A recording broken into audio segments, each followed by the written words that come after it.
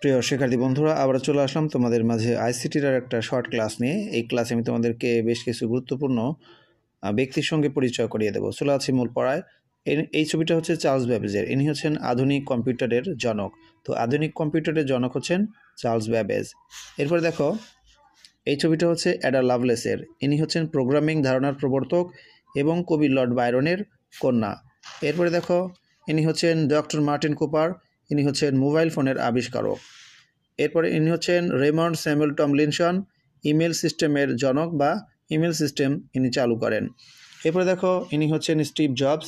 ইনি হচ্ছেন অ্যাপল কম্পিউটারের প্রতিষ্ঠাতা। ইনি হচ্ছেন বিল গেটস, মাইক্রোসফটের প্রতিষ্ঠাতা। এরপরে ইনি হচ্ছেন টিম বার্নার্স-লি, WWW অর্থাৎ ওয়ার্ল্ড ওয়াইড ওয়েবের জনক। এরপরে ইনি হচ্ছেন মার্ক জুকারবার্গ, ফেসবুকের প্রতিষ্ঠাতা।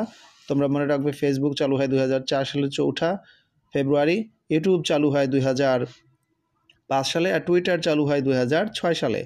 সবাই এই ছোট্ট ক্লাসটি অবশ্যই একটু বন্ধুদের মাঝে শেয়ার করে দিও। সবাই ভালো থাকবে, সুস্থ থাকবে।